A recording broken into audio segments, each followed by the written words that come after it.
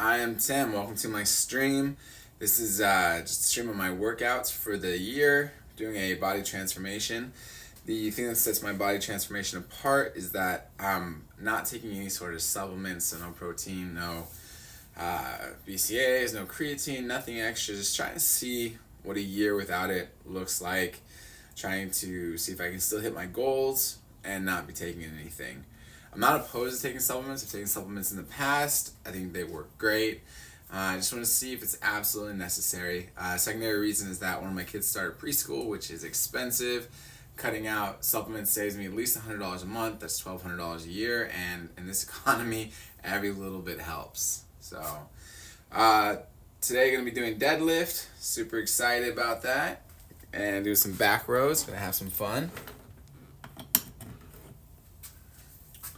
Getting started a little bit later than usual. I turned on my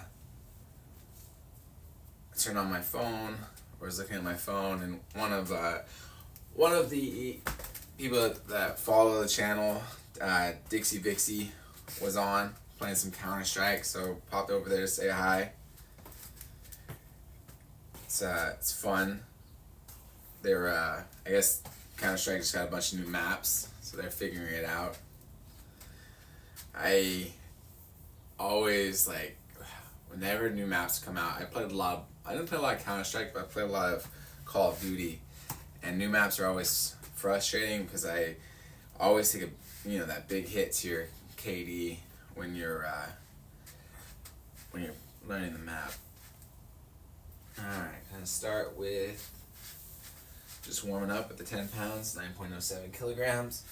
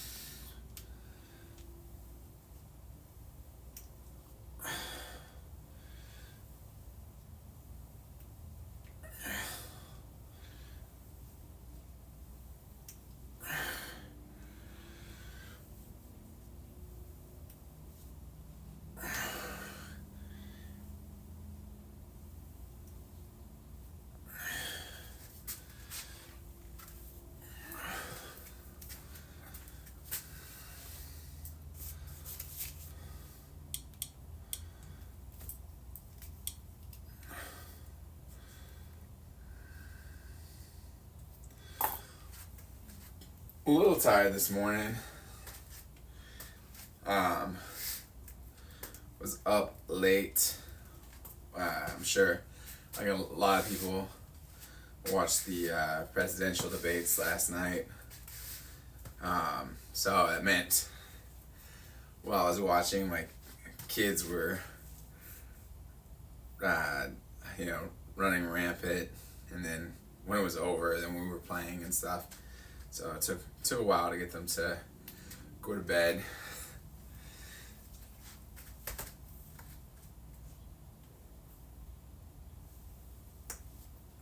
They had fun though.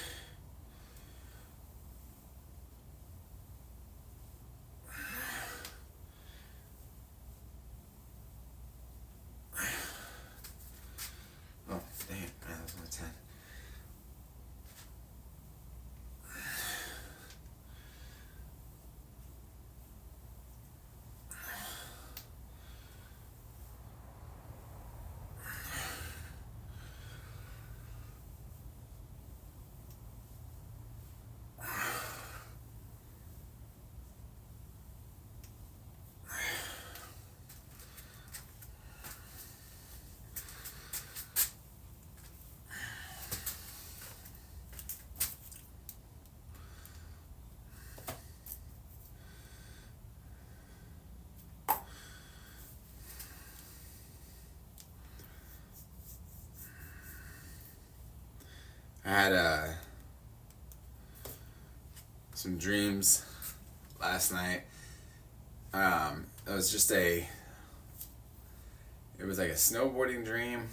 I've had a few times, and it's weird or it's interesting when you have like dreams that you've had consistently over time, because you know if there's like objectives in the dream, like things you're supposed to do, you know what those are, and you can do those objectives, stick to the main storyline, kind of like a video game, or you can veer off course a little bit. So I was veering off of the regular course, but this dream, there's like a race element to it. So you're racing. It's like a scavenger hunt and like a race element to things. So I would like check back in to the race and be like, okay, like I need to do. Shoot.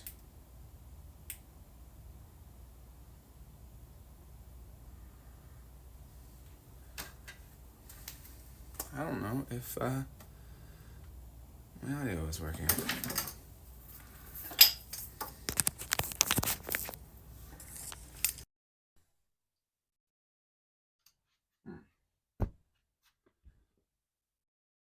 Guys, didn't have my microphone plugged in.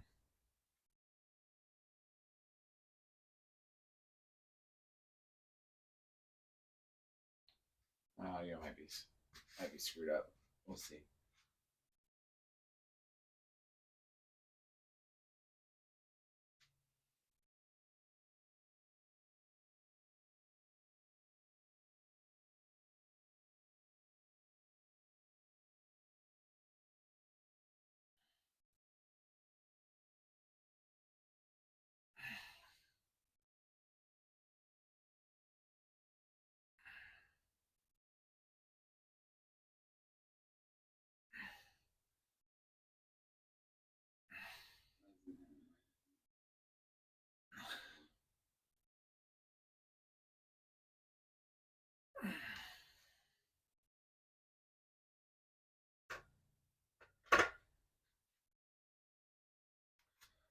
I don't know how well that sound was recording. Let's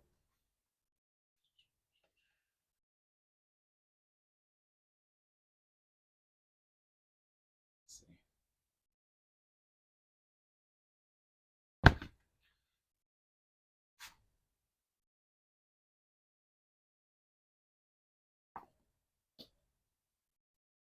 £20, 9.07 kilograms.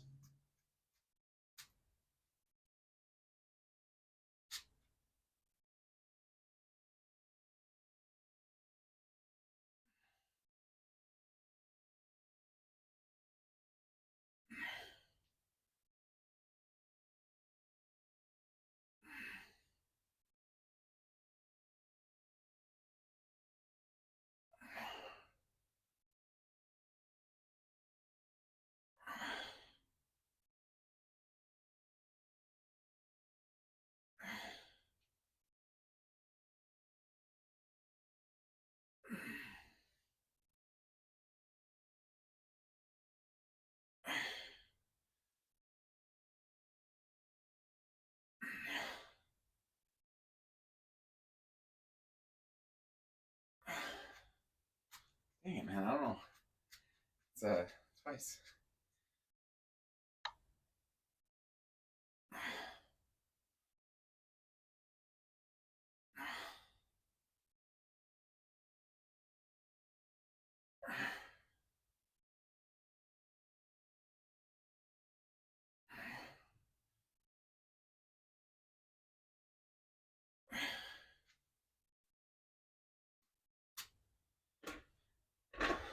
All right, the audio is working. Good.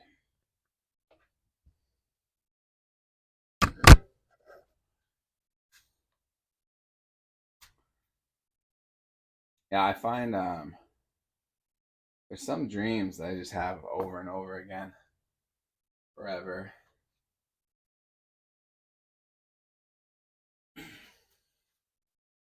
It's It's nice. I tend to be a vivid dreamer. So I'll end up in the same places and either so I can either stick to the main storyline, be like, okay, this is what we're doing, or I can veer off. So look at something really fast.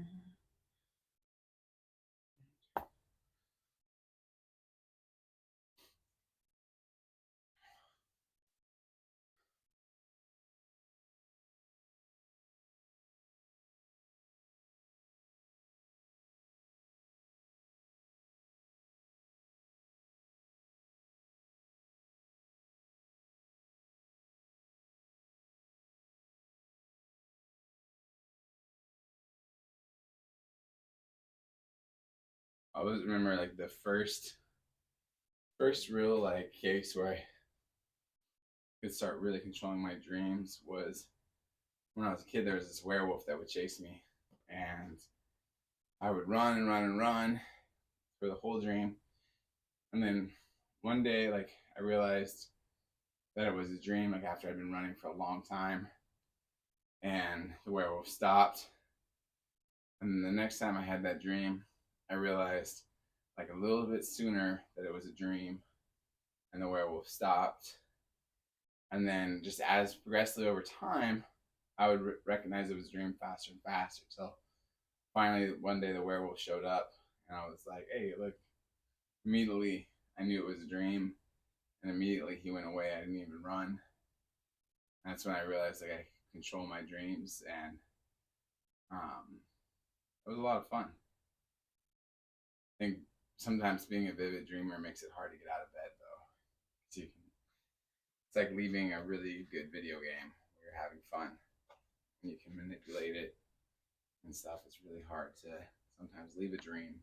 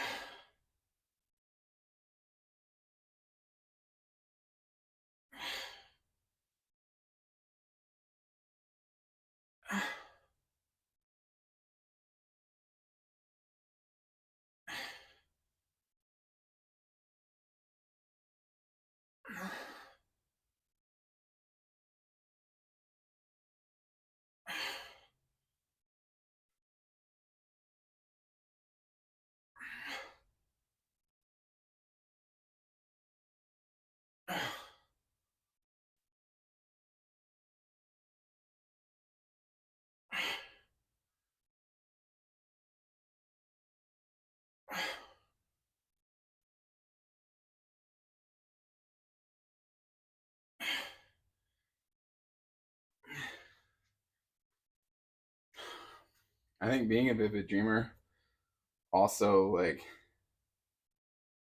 gives you an advantage of recognizing when things are like not real, or things are fabrications that you can alter. And that's kind of like society. There's certain situations that are completely fabricated. The rules are made up, the lingo is made up, and everyone in that situation is playing a game. And the stakes aren't real, not in the level of intensity they're bringing to it. And this applies a lot to like work situations. Recognizing that the rules are all made up. It kind of can help you disengage and separate. And it also helps you with out of the box like thinking, recognizing that a lot of things that people are saying, like, oh, this is how it has to be, or this is the reality of the situation. Just knowing that it's not. It's a huge benefit in life.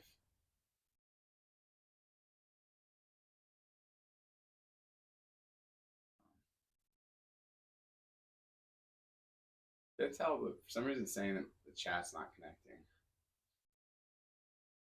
But yeah, I think the fact that so much of our society is fake and built upon made up rules is one of the reasons why simulation theory gets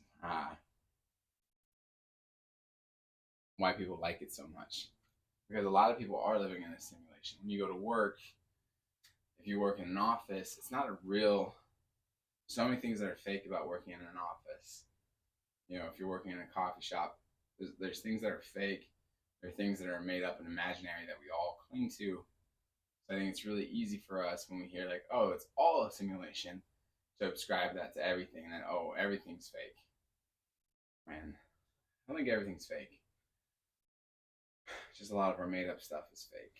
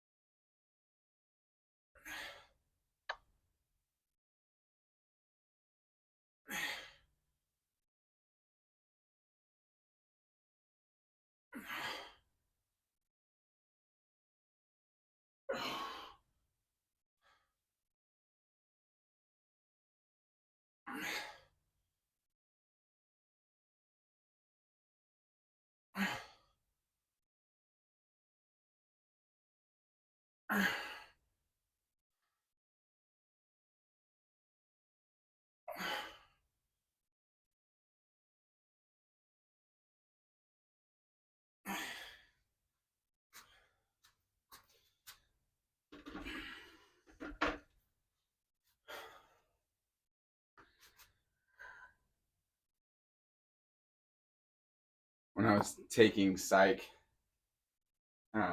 years ago, they talked about that, and that you need to develop the ability to take yourself out of situations and realize that many of the boundaries and issues in a situation are things that are contrived. And they talked about the idea that there's, you can be like, think about playing like a board game like Monopoly. You get into that world of Monopoly and you start losing your mind over the game, over the taxes that you pay, over all these elements of Monopoly. You start getting super frustrated if you're losing, and things can seem like they're falling apart. But if you leave the game, just walk away for a minute, you'll remember it's just a game, and it doesn't matter. And there's a lot about life that falls into that context.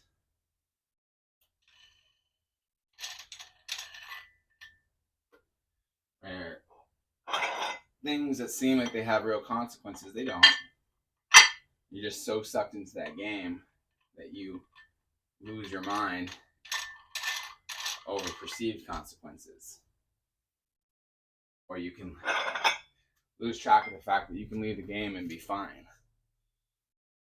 I think that's ever apparent on social media, where you can get pulled into social media and what people say about you or think about you.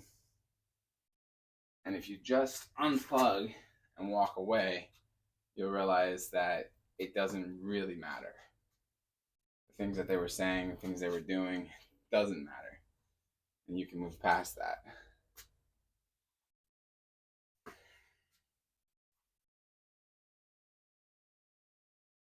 And there's a lot of situations like that. I think it's good to recognize when a situation is fake versus real. And I think the good gauge of whether or not a situation is fake versus real or what the consequences are is checking your behavior. Are you being your authentic self or are you being fake? Are you saying things that you know that are factually wrong, or you're downplaying reality in order to fit into this circle?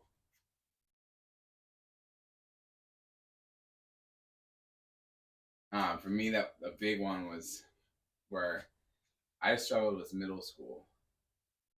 Um, the last time I really like altered who I was in a big way to fit in, and a lot of that had to do with you just felt like you had to survive in middle school. So I was doing like a lot of fighting. I wasn't a very nice person, but I was doing it because I wanted to survive.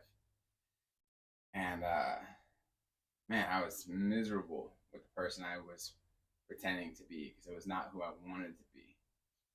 So after middle school, after my seventh grade year, going to eighth grade and on, I just was like, I'm not doing that game anymore. I'm not going to be someone who I don't want to be. I'm not going to conform to the opinions of a bunch of people. And it saved me a lot of grief and time. You know, high school was a lot easier for me. And the cool part was, like, all of those things, like, you thought mattered, you learn that they don't. Like the rules about who's cool and who's not and where you can sit and all these things. You realize that they're all fabrications and it doesn't matter. And once you take yourself out of the game, those rules don't apply to you. And you can just do whatever you want. So, much nicer way to go. All right, this is 50 pounds, 22.67 kilograms.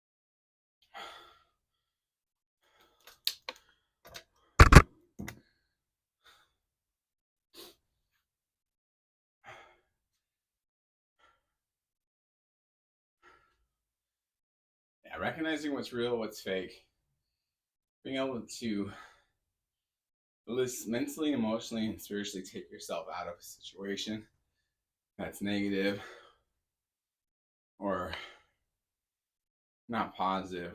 Like just pull yourself out for a minute. Say you're in like a work meeting or a work situation, or even school or family that's arguing about things that don't matter. Just be able to disengage mentally for a minute. Remind yourself that there's the stakes aren't real, or the issue isn't real, or it's not as detrimental as everyone's painting it to be. It can help you re-engage and do better. Just don't lose your focus on reality. And that's increasingly difficult because there's more and more things in the world that's their whole drive, is to make you forget or to suck you into a world of their design and making.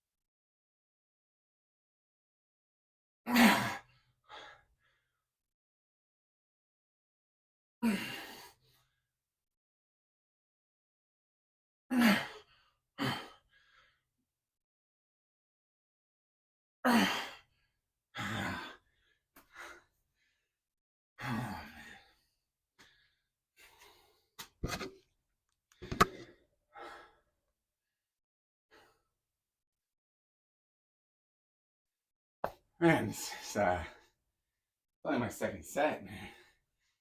It's getting hard.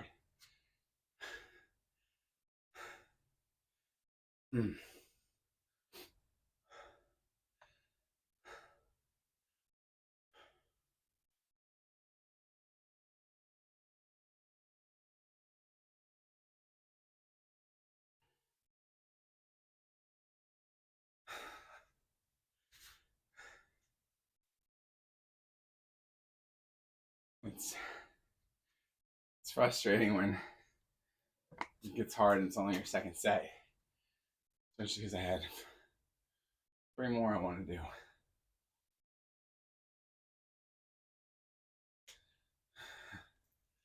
Last week I didn't make it out here. It's going on vacation. I didn't make it out here on Friday, so it's the first Friday back in 2 weeks. Not 2 weeks, 1 week where I didn't do it. But it is feeling difficult today.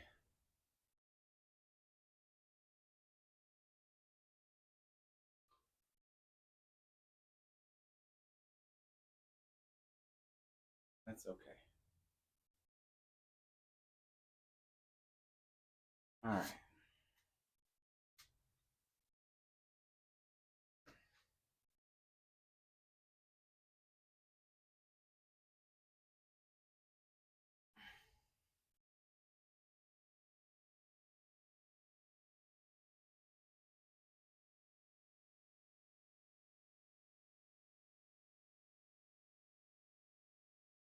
All right.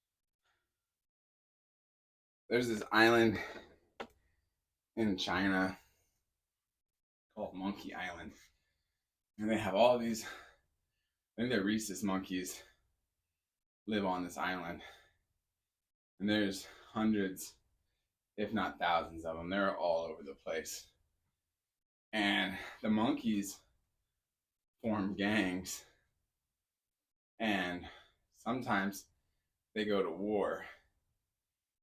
And the keepers of the island, when they see them getting ready for war, and they're like closing ranks and they're getting ready to clash, they go and they take a chicken and they cut the chicken's head off and they throw it into the group. And that chicken running around with his head cut off, getting blood everywhere and being crazy in the throes of death is enough of a distraction that'll keep the monkeys from fighting. And it's just it's a crazy thing. But I really wish I knew why it was so freaky for the monkeys. Like, do they think their heads are gonna get chopped off and they're gonna be running around? Do they know that it was the human that chopped the head off the chicken, or do they think it was like the opposing force that made this happen? There's so many questions about the monkey's mindset when this happens.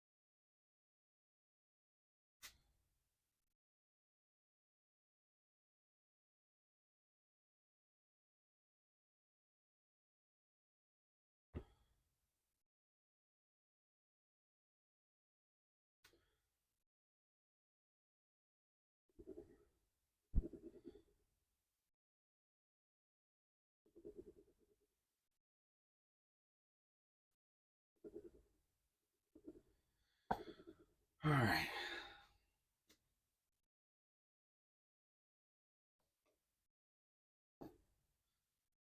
Do this again. All right, this is the new level. Did 4 sets of 15. Hit 4 sets of 15 before. So I'm going to try to do as much as I can of a 5th set. It'd be really nice to be able to finish it. I think my legs are good for it.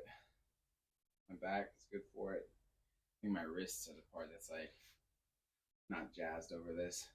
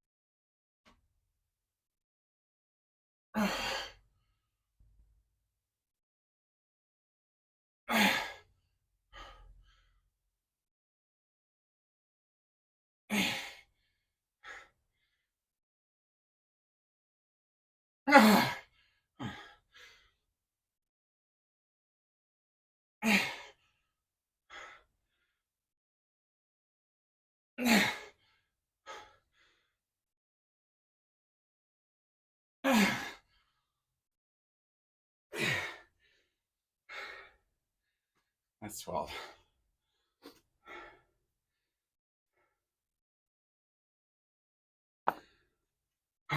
Not the full 15 I was hoping for.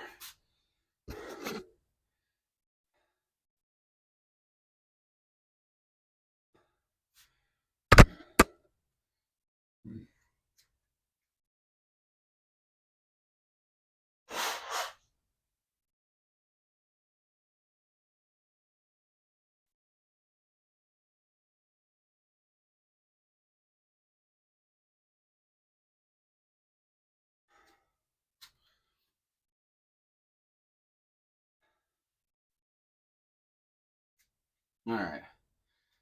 We're on down to 40.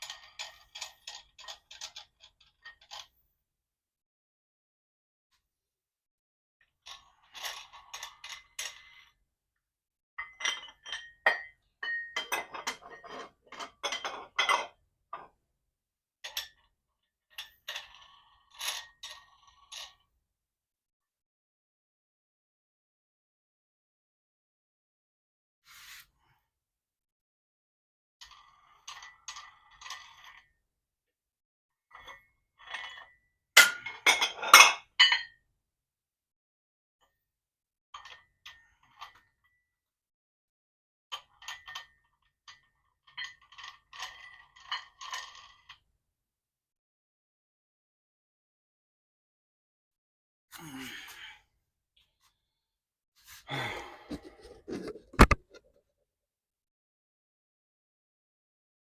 right, I'm gonna do a couple of sets with the 40s, but I really want to get to bent over rows today.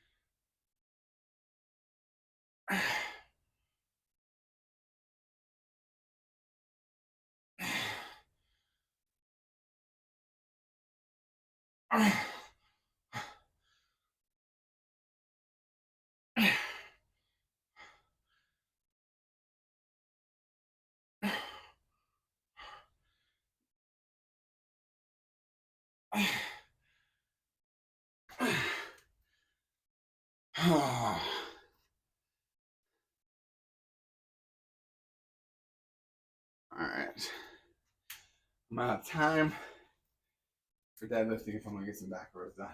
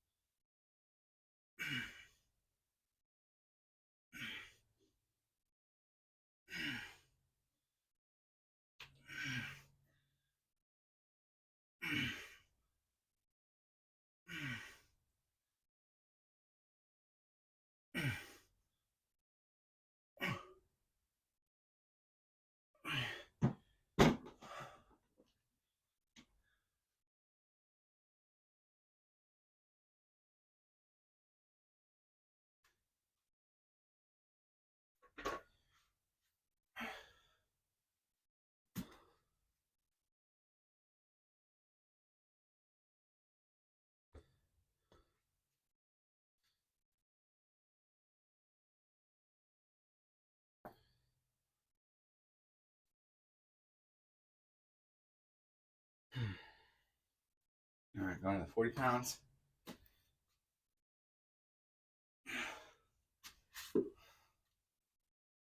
18.14 kilograms.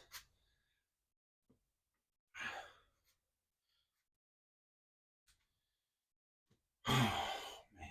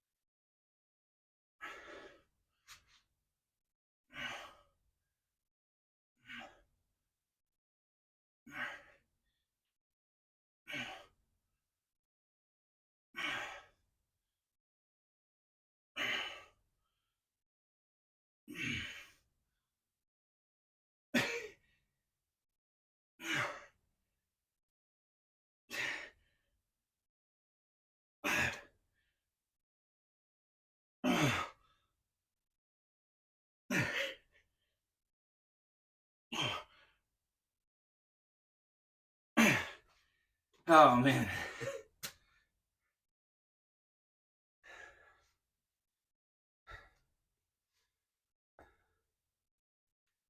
During that last one,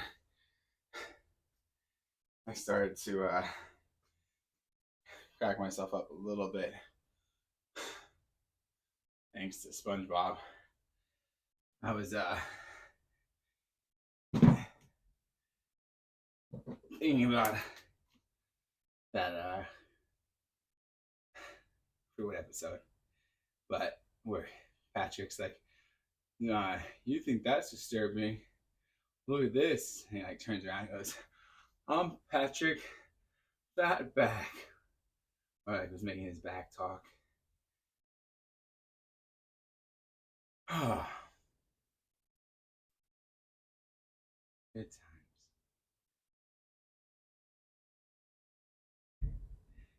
It's good.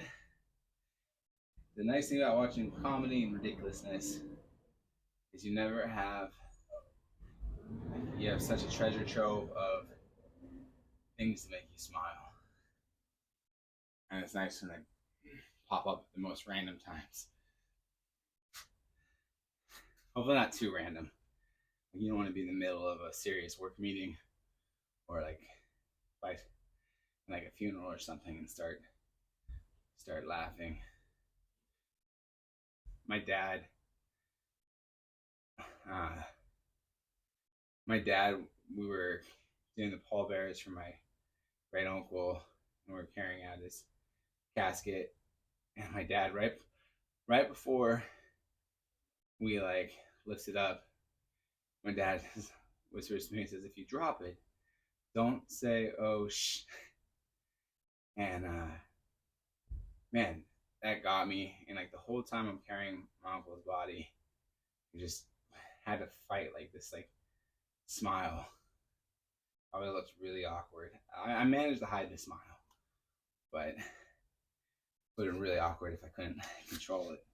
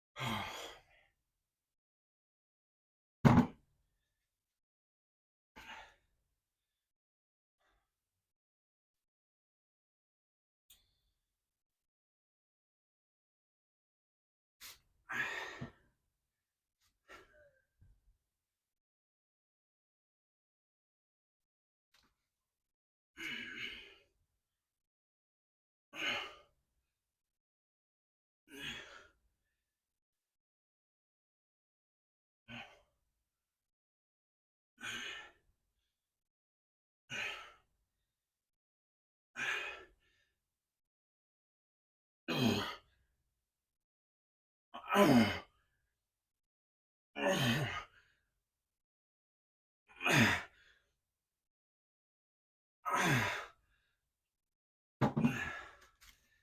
right, that's just 12. All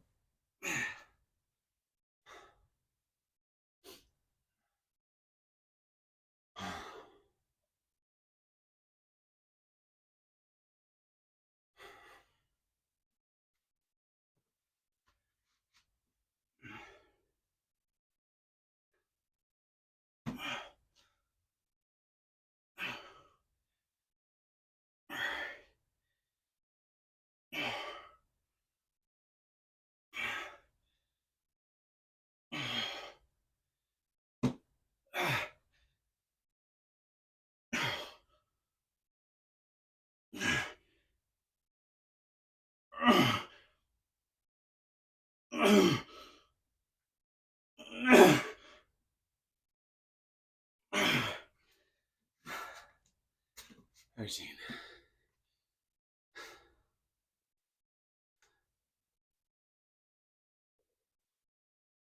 All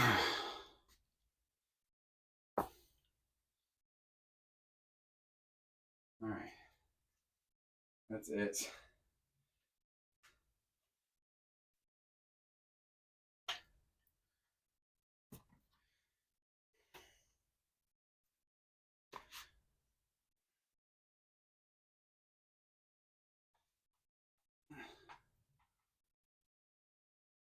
All right. Well, thank you guys for coming by. So much fun. Hope you have a good Friday and a great weekend. Have some fun. Thank you so much. God bless you.